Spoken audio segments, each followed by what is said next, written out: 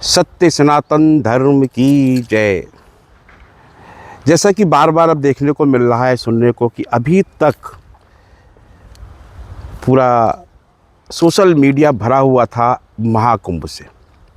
महाकुंभ की अपार सफलता, सनातन धर्म के ये आस्था और धर्म के साथ जो वहाँ पर हमारे जितने भी श्रद्धालु थे, जितने भक्तगण थे, उन्होंने जो डुबकी लगाई, उस पर बहुत से लोग बड़ा चिंतित हो गए। विरोधी खेमा बड़ा इस समय डरा और सहमा सा, और बार बार कोई ना कोई ऐसा प्रहार करने का प्रयास कर रहा है। अरे तुम भी सनातनी हो, तुम भी हिंदू हो, क्यों भटक रहे हो? चंद वोटों के खातिर तुम सनातन पर बार बार उंगली उठाने का कार्य, महाकुंभ पर बार बार कोई ना कोई ऐसी टिप्पणी करने कार्य कर रहे हो, जिससे केवल तुम्हें लग रहा है कि चंद लोग तुम्हारे साथ आ रहे हैं। आने वाली गिनती कम होगी, जाने वालों की गिनती ज़्यादा होती जा रही है। राजनीति करनी है, करिए, लेकिन राजनीति के साथ किसी धर्म पर प्रहार करना ये निहायत ही घटिया मानसिकता की विचारधाराएं हो सकती हैं।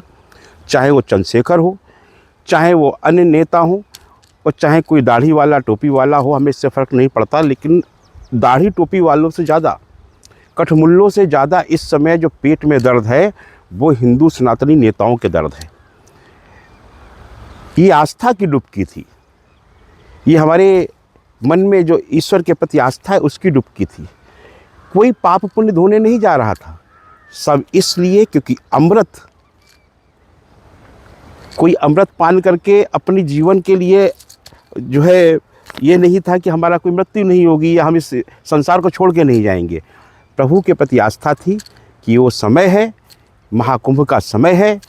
इस समय अमृत की धारा में जाके माँ गंगा में, माँ सरस्वती में, माँ यमुना में स्नान करने के साथ में जब संगम में स्नान करेंगे तो प्रभु प्रसन्न होंगे, क्योंकि सभी आस्थावान सनातनी जो हैं वो अपने ईश्वर को प्रसन्न करना चाहते हैं, सनातन का प्रचार प्रसार चाहते हैं, ना कि इस प्रकार की भावना रखते हैं कि हमारा भला हो, दूसरे का कुछ गलत हो जाए। हमारे धर्म में जितना शालीनता, जितनी सहजता के साथ कार्य किया जाता है, ये आप सब लोग देखते हैं कि सबसे कितना प्रेम भाव है, कितनी सद्भावना है। हम कहते हैं धर्म की जय हो, धर्म का नाश हो। अधर्म का नाश का मतलब नहीं है किसी के धर्म का नाश हो जाए।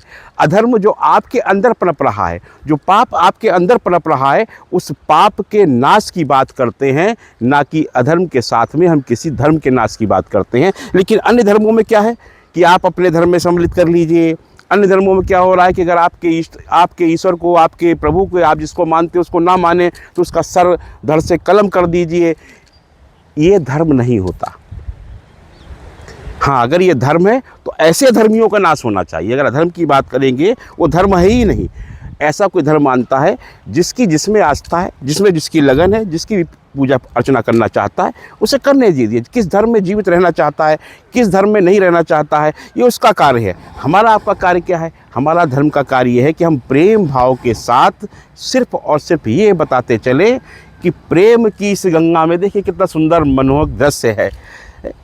चलते रहिए, बहते रहिए, कल कल करिए, गंगा बह रही है, या कितना सुंदर दृश्य बना हुआ है। कितनी शांत प्रिय यहाँ पर स्थान है, जहाँ पर हम लोग ध्यान करने आते हैं। और ध्यान करने के बाद में ऐसे स्थानों पर हम सब विचरण करते हुए ईश्वर को याद करते हैं, और सब यही कहते हैं, विश्व की कामना करते हैं कि विश्व में शांति हो। हम विश्व की शांति की बात करते हैं। इसलिए अपने मन में जिनके जो पाप आ रहा है, यही पाप तो धोने का कार्य करने आपको जाना था संगम में। आज आपको लग रहा है कि 67 करोड़ सनातनियों ने अगर डुबकी लगाई है, तो लोगों को ये भय लग रहा है कि इसका मतलब 67 करोड़ वोट ये भारतीय जनता पार्टी का हो जाएगा। और बार बार कुछ लोग एक उंगली उठाने का प्रयास कर रहे हैं। मेरे प्यारे बंधु बांधवों, हे अज्ञानियों, इस बात को बार बार मत कहना कि एक योगी राज कर रहा है, क्योंकि ये सनातन का कार्य है। हमारा हमेशा भगवान श्री राम थे। भगवान श्री राम ने राज किया, और राज करने के बाद भगवान श्री कृष्ण ने राज किया। तो आज योगी राज करें या मोदी राज करें, सनातनी को राज करेंगे तभी ये देश संभल पाएगा। इससे पहले लोगों को, राजनेताओं के हाथ में ये देश था। क्या हुआ? देश लुटता रहा।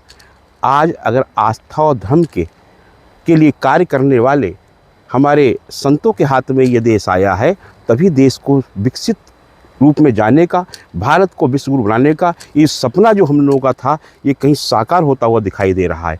अब तक केवल देश को लूटने का कार्य किया जा रहा था, ऐसे ऐसे नियम कानून हम पे थोपे जा रहे थे। क्या ज़रूरत थी? भारत का एक हिस्सा धर्म के नाम पर पहले दिया जा चुका है, तो क्या ज़रूरत थी उनके लिए एक बोर्ड बना कर दिया जाए? क्या भारत से कोई खिलवाड़ करना था? क्या ज़रूरत थी कि वक्फ बोर्ड को स्थापित करके यहाँ की ज़मीनों पे कब्जा करवाया जाए? क्या आवश्यकता थी? आवश्यकता नहीं थी। इसलिए हम लोग कहते हैं शालीनता से रहने, उनको हिस्सा मिल चुका है, अब बार बार किसी को हिस्से नहीं मिलेंगे कि आप रुक जाएं, फिर आप बच्चे पैदा करते जाएं, फिर हिस्सा मांगने लगे। ऐसा नहीं हो सकता। शालीनता के साथ इस देश में रहिए, किसी को मना नहीं है, सबका देश है, लेकिन हिंदुओं का पहले है, सनातनियों का पहले है, क्योंकि उन्हीं का ये देश है और सनातन ही राज करेगा, संत ही राज करेगा। बार बार आप लोग आकर इस कार्य में बाधा उत्पन्न ना करें। योगी जी का राज बड़ा अच्छा चल रहा है। मैं फिर पुनः धन्यवाद साधुवाद करता हूँ योगी जी को भी और योगी जी की पूरी टीम को भी, उनके प्रशासन को भी, शासन को भी, कि आपने इस महाकुंभ को वास्तव में बड़े सुंदर रूप से पूर्ण करवाया है। सबके पास ये सुंदर संदेश पूरे विश्व के अंदर गया है कि ऐसा भी कोई अनुष्ठान हो सकता है, ऐसा भी कोई बड़ा आयोजन हो सकता है जहाँ पर एक से एक बड़ी इवेंट कंपनी फेल हो जाए, जहाँ करोड़ों की बात आ रही है। 67 करोड़ श्रद्धालुओं को स्नान, उसके बाद उनकी सारी व्यवस्थाएं, आने जाने की व्यवस्था सुरक्षित रखने के से काम किए गए। हाँ, एक घटना घटित हुई, उससे हम सब दुखी हैं। वास्तव में नहीं होना चाहिए था। किस कारण से हुई, इस पर जांच चल रही है, हम उस पर कोई टिप्पणी करना नहीं चाहेंगे, लेकिन ईश्वर से प्रार्थना करते हैं कि उन आत्माओं को शांति दे और उन समित पवित्र आत्माओं को अपने श्री चरणों में स्थान देने के साथ साथ उनको मोक्ष प्रदान करें। यही प्रभु से कामना है। और पुनः हम कहते हैं कि हे अज्ञानियों, सनातन पर प्रहार मत करो। बार बार तुम योगी, मोदी और भाजपा के नाम पर सनातनियों को छेड़ने का जो कार्य कर रहे हैं, हिंदुओं को छेड़ने का जो कार्य कर रहे हैं, बिल्कुल ना करें। ये हिंदुओं का देश है, ये हिंदू राष्ट्र भी बनेगा और यहाँ पर सनातन बोर्ड की स्थापना भी होगी और वक्फ बोर्ड को हम समाप्त करने की बात करते हैं। भारत में अब कोई वक्फ बोर्ड नहीं चलेगा, कोई शरिया कानून नहीं चलेगा। ये भारत है, यह भारत की भारतीय न्याय व्यवस्था कार्य करेगी, क्योंकि भगवान श्री चित्रगुप्त जी न्यायाधिपति हैं, जगत के न्यायाधिपति, जगत के समस्त प्राणियों को कल्याण करने वाले हैं, उनके कर्मों के आधार फल देने वाले देवता हैं। और अगर कोई न्यायाधिपति के सामने अगर उपद्रव करेगा तो दंड का भागी होगा, पापी होगा, दंड का भागी होगा। भगवान चित्रगुप्त जी उसको निश्चित तौर पर दंड देने का कार्य करेंगे। जय श्री चित्रगुप्त, जय जय श्री चित्रगुप्त।